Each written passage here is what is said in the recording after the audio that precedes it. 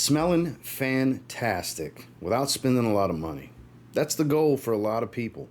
I get it. Even to this day, that's how I roll. I'm trying to smell great and spend as little as possible. So in this video, I've got 10 fragrances that do just that.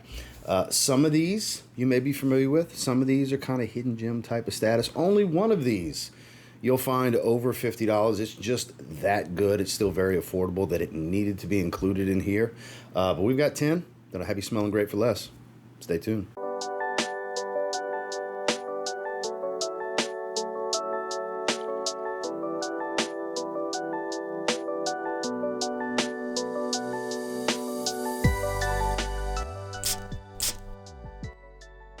Starting with a simple yet super versatile fragrance that at the same time doesn't really smell like a bunch of other things. This is last year's release from Issey Miyake in the L'Odyssey line. This is L'Odyssey Vetiver. So this has kind of a sweet geranium with this freshwater accord, and the Vetiver here offers a light smoky tone, very fresh and woodsy, not the dirty earthy type. Just highly versatile, has a masculine tone to it with a lot of freshness. It's not run-of-the-mill watery aquatic, and it's not just a basic vetiver fragrance either. But at the same time, it's not over-the-top complicated and busy. It's just kind of perfect, honestly. And you're not going to spend a lot of money. It's in that $40 to $50 range. Even like 2 months after it came out, I paid like $55, $60 for the fragrance. It's crazy what you could get this for so quickly, and it's one that you can roll with every single day. Average to slightly above average performance, just smells great. It's Issey Miyake's L'Odyssey Vetiver. One that deserves a lot of shine, Bentley. They put out a lot of really good fragrances, right? Well, a lot of people love the designer iris fragrances, but sometimes they're a little too powdery. A little too makeup-y, if you will. What if I told you you could get one that's a bit more earthy and green that offers a bit of complexity and might surprise you with its quality for around $30? That would be Bentley Momentum Unbreakable. This has galbanum and other green notes with a more earthy root-like smell to the iris note that they use here. It's not over-the-top powdery, but it's based around iris. It is a little powdery. Nice and woodsy, a hint of citrus, but overall very fresh, herbal, green, and woodsy, a touch earthy without being too dirty. It gives it depth. It's got character. It's got a bit of sophistication.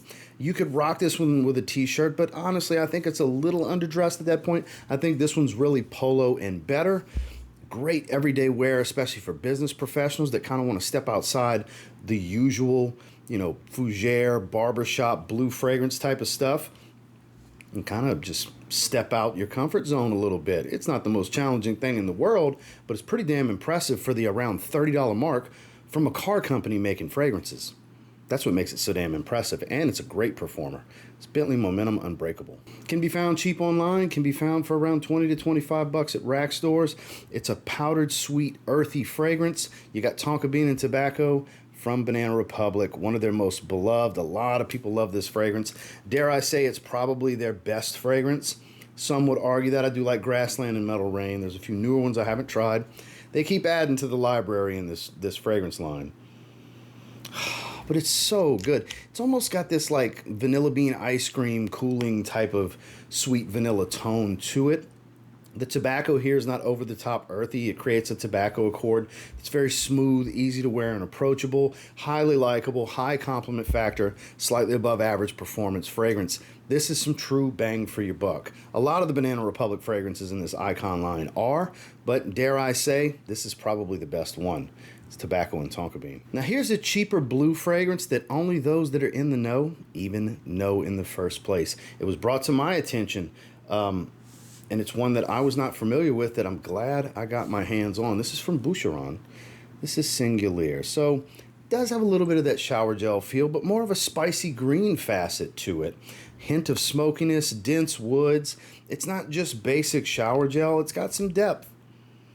Obviously it has a little bit of this ambroxan smell, but overall it's mainly about spiced greens.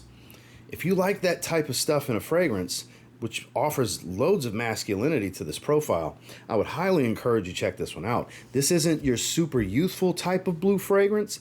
It's more big boy blue, but at the same time offers some of that synthetic, mass appeal quality, that more unnatural shower gel-like type of smell that is of the modern blue style. It's kind of melding the old with the new, if you will.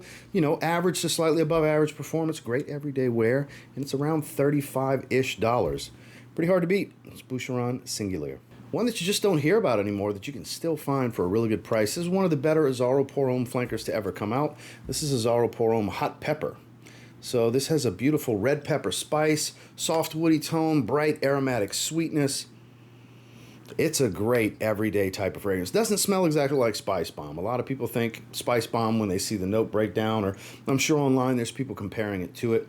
That's a cop-out in my opinion, because when you put this side by side with a Victor and Rolf Spice Bomb, they are definitely not the same fragrance. They are akin to one another, but they are not the same type of spicy peppered fragrance. Again, hot pepper. The name is fitting. It's a red pepper spice. It's beautiful. It really is. And I believe there's some pink pepper is what gives that aromatic sweet smell to it. It's just a lovely fragrance. It's simple. It's straightforward. It's an average performer, around 6-7 hours in longevity. And it's still super, super affordable. Even though I'm not sure if it's in production anymore. A few of the ones in this flank, they had like 5 flankers in this particular colored bottle line for the Azzaro Hot line. And I think a few of them, maybe the whole line's discontinued. I don't know, don't quote me on that, I'm not sure, but this is one of the ones that's easier to find, and it doesn't get talked about, it gets slept on, and it's damn good. It's Azzaro Hot Pepper. One of my favorite affordable releases this year. Like, it's definitely top 3. It might even be the best affordable release of the year, at least to me. I literally wore it yesterday, again. It's Afnan Supremacy Collector's Edition. Love the bottle. Love the fragrance. It's akin to Absolute Aventus, but it lacks the spice of Absolute Aventus. It's got white florals in place of it. It's musky, it's woodsy, it's a little green. All of that beautiful fruitiness. It's really strong.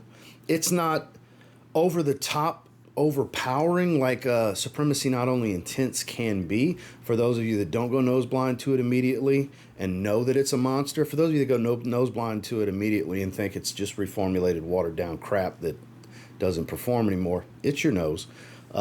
Because it is a monster fragrance. This one's like one step down from that. This is stronger than Supremacy Silver, which is more like Aventus. This is more like Aventus Absolute, but kind of still not exactly the same fragrance. More of a twist on it, if you will. I think it's great. You can get this one around 40 to 50 bucks. And yeah, it's damn good. Like I said, I'd have to really give it some thought, but I don't really know if there's an affordable release that came out this year that I would put over it. I like it that much. You might want to check it out. It's Afnan Supremacy Collector's Edition. Now, this is the fragrance I was saying is a little above the price range. It's around 70 bucks for this 80 ml, but it's that good that it deserved to be in here. We're talking about Chopard's Cedar Malaki. Shout outs to my longtime subscriber, moderator, channel member, all that good stuff. Joel's Matrix. I appreciate the recommendation. He had put me on this one a while back. And yeah, it's damn good. It's cedar dominant, but doesn't smell like that cheap, sharp cedar.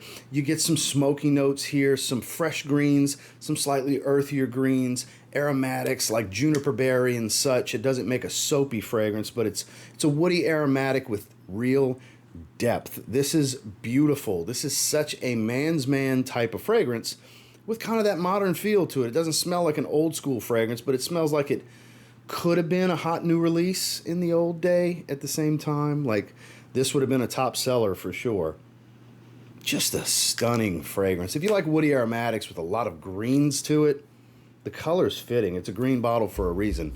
This is that jam. Incensey type of smokiness too. It's just right. Well above average performer. Kind of an 8-hour range longevity type of fragrance for me. 8-9 hours roughly. It's not super over the top, powerful and potent. If you spray more than you should, then yeah, you're going to crank up the performance.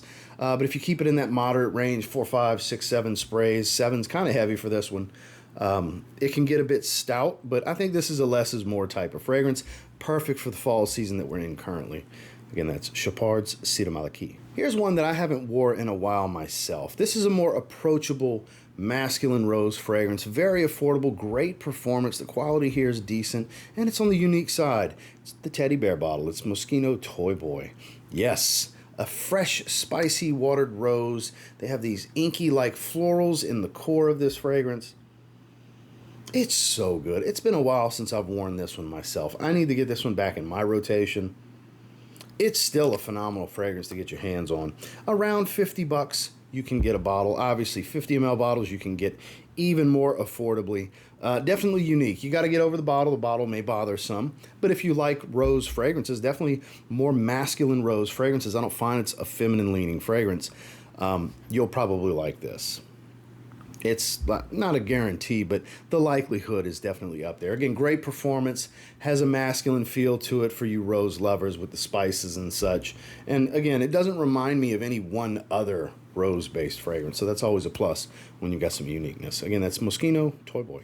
One of the best bang-for-your-buck blue fragrances of all time. You can spend around $30 and get this fragrance. It does not smell like a $30 fragrance.